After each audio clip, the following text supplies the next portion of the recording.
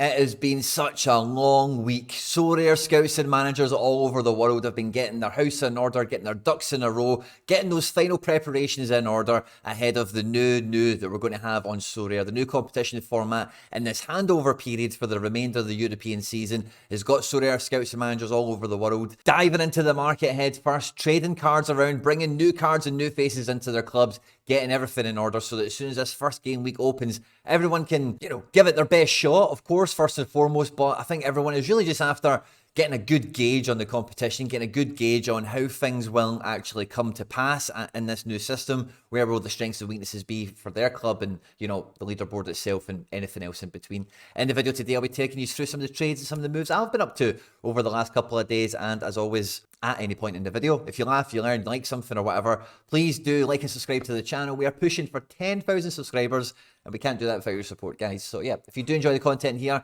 hit the subscribe button for more and get into the comment section on this one. And there's a particular trade I'm going to be asking you about. I want to know if it's an accept or a reject. What would you have done? Let me know. And yeah, let's just get stuck straight into it. The last time I was on kind of live was for my birthday W. We went on, other than the deadline show, I went on live after the weekend. It was my birthday to see what crappy tier 3s I'd won. And we ended up winning tier 3s that were not very good at all. But with the situation in the rare market and some of the gaps I'm looking to fill in my collections and in my strategy for rares, there was a lot of cards out there that, with me bagging that 240 threshold in that weekend there, I thought, you know what, I could maybe go pick up a couple of pieces that would make a real difference to my forward options in particular ahead of, the coming weekend after the international break. We sent a couple of offers out and, to cut a long one short, we managed to bring in a Musa Diabi rare for, we sent a direct offer out for this one and I think we got it certainly under kind of recent sale prices, I think anyway. Yeah. Under 40 quid, £38 for that. Now, Champion Europe Rare in particular is definitely still a region and a cohort of my club and my gallery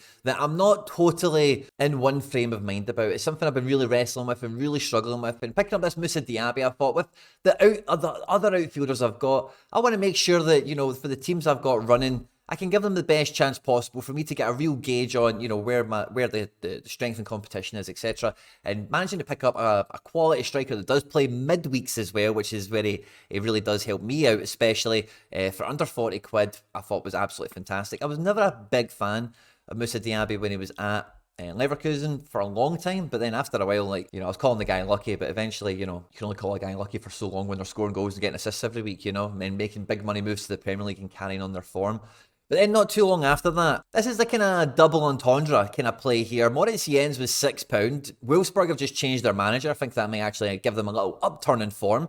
But he obviously helps out my Celtic collection, and he's a bit of a nondescript, run-of-the-mill champion Euro centre-back. How much viability and how much utility you can get out of a guy like this. Let's get that 8 in there. A guy like this is yet to be seen. But for £6, it helps me with my Celtic collection, and you never know where his career goes after Wolfsburg or whatever. So, for £6, I thought I'll pick up Mercedes Jens.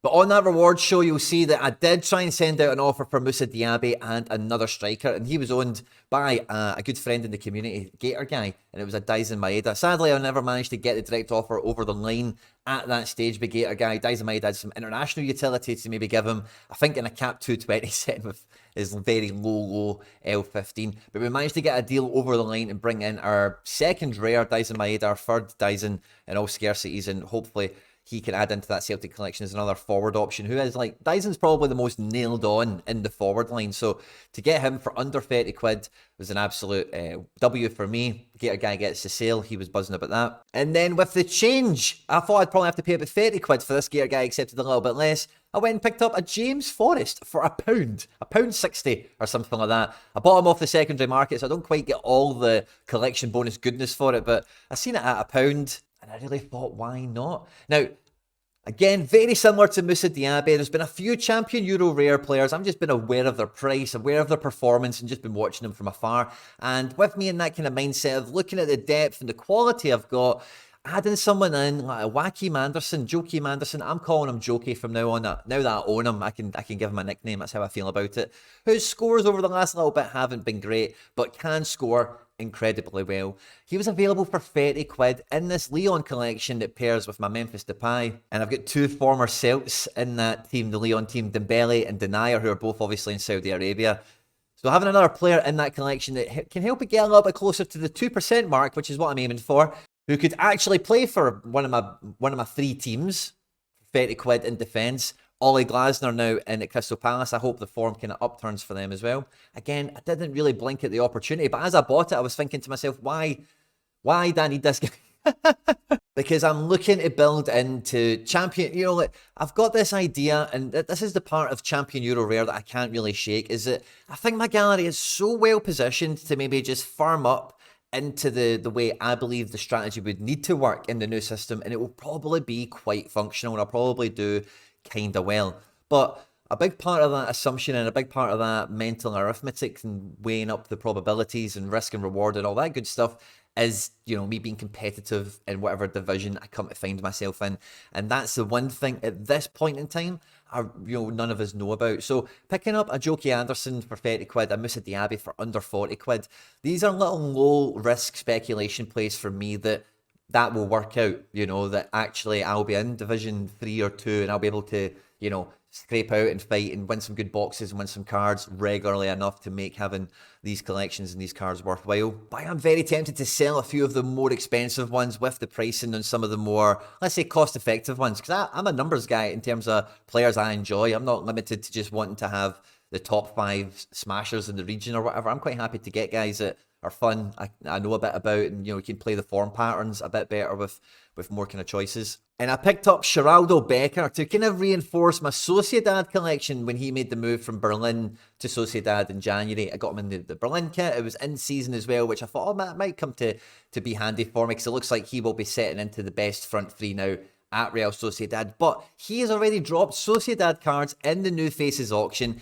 and I managed to pick up myself a 3D Sociedad Becker off auction for under 15 quid. I got him for 13.54 or whatever. His scores very much warrant this price. It doesn't look like he's hit the ground running in Spain. It doesn't look like he's getting in the team, but I know he is in the team, and I know he is going to play at the weekend, probably, depending on fitness and stuff like that. But the manager clearly sees him as being in the best front three, and for under 15 quid, that was fantastic. But what this meant after I got this over the line was I had an extra Becker, and you'll remember I won a Backman not too long ago as a DNP goalkeeper who started to play a little bit for Watford, and it's had some auctions, it's moved his price accordingly. And we also won a Cambiaghi, who is a Champion Euro player. It's absolutely useless, but when I won him, the silver lining is, like, if he became a contender card, like moved to Serie B, he would be elite potentially. So that was one I thought, maybe we keep him. But now that we have the extra Becker, I thought, there's 3 cards there that I could maybe wrap up, do something with a trader, and maybe reinforce, again, maybe it's Champ Euro, maybe it's Contender, who knows? But maybe I can reinforce something else with the proceeds. So after sending an array of offers around all the auto return offer bots that are out there, I got the best bang for buck that I could against any of them, and it was with Pug Trader here, who took my Cambiaghi, my Backman, and my Becker, and gave me 67 quid's worth of ETH. Make of that what you will. And then with the proceeds of that, Callum McGregor's listings were all just a little bit out of budget. They were all in the 70, 80 pound kind of mark.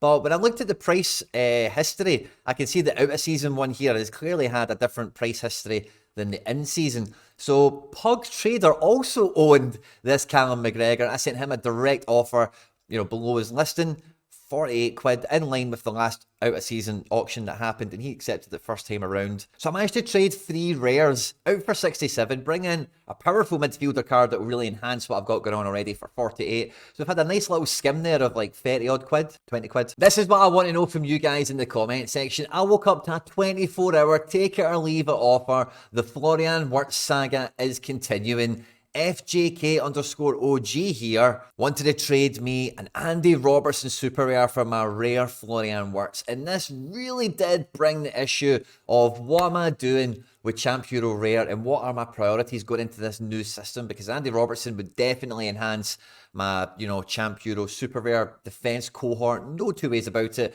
Would give me a strong Premier League option also to complement guys like McGinn and Cunha.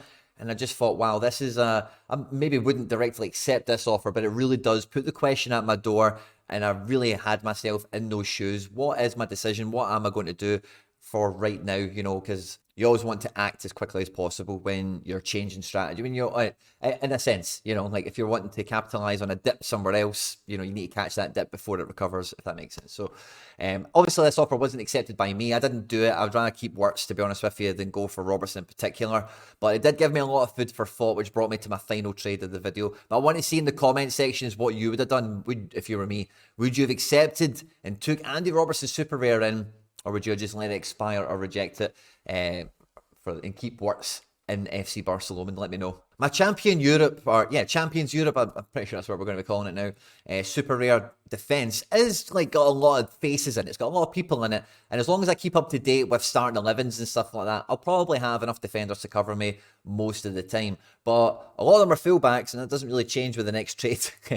But which means they're quite up and down, they're quite peaky, unfortunately. There's not enough centre backs in the club that are kind of rock steady 60-plussers on clean sheets or just low scoring games. But in kind of having a quick perusal over the market, having a quick nosy about and just seeing what was going on, I couldn't help but notice that Angelinho was listed at, for me, the lowest price I've ever seen him at, the most tempting price I've ever seen him at. And I've seen a lot of bots, a lot of trader accounts had him as well. He's on loan at Roma from Leipzig after his loan at Galatasaray was cut short after, Galatasaray bought too many foreigners and couldn't play them all, essentially.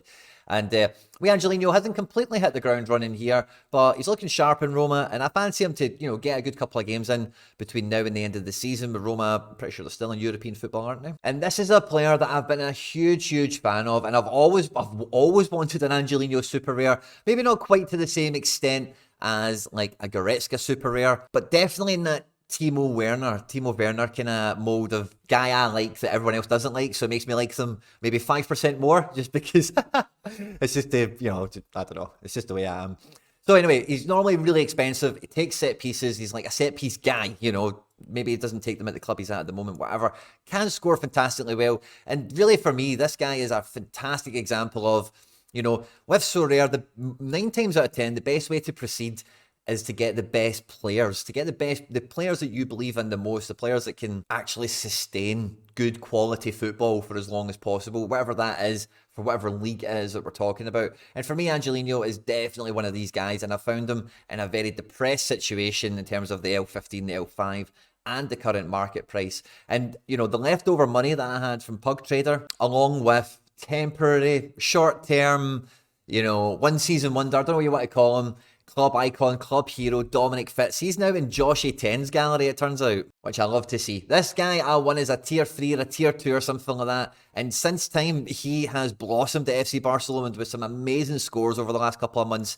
And his price has doubled. Getting a guy that was worth like 50, 60, 80 quid. I think this is after new season stuff was announced and it maybe gave him a bit of a boost. But he was like a 40 to 50 quid card. Gave him a real good trade value. He's in great form, of course, at the moment, and that's probably going to continue for the remainder of the season. But with me strengthening further in contender with Celtic, the need for him is just less. I can win another Fitz. I can go and buy him back when he loses a bit of form, but being able to bring in Angelinho in his place, I just thought I would much rather have an Angelinho super rare than a Dominic Fitz rare. Pavel accepted the offer. It was all done and dusted, and I do feel now with the kind of last kind of array of moves that I've made, reinforcing the Celtic stuff, I've now got a bunch of Itates, I've got a Carter Vickers again, we've got another Furuhashi, we've got the triple Wallacotts in as well. It's been a good kind of little period over the last month of just, it's really been, I think it must have been right after I got Aliash Garcia in is when the announcement came, because I went to Pavel and I got the 3 1 of 10s he had at Girona. Swallowed up, and then since then it's been the green and white party, the backup goalkeepers. I've got 2 Siegrist now as well in case he moves within the SPFL. We won that Danny Musovski, who by the way scored at the weekend, which was fantastic. What a tier 5 win he's been already. We're winning a card from him, I think, tomorrow night, which will be good fun.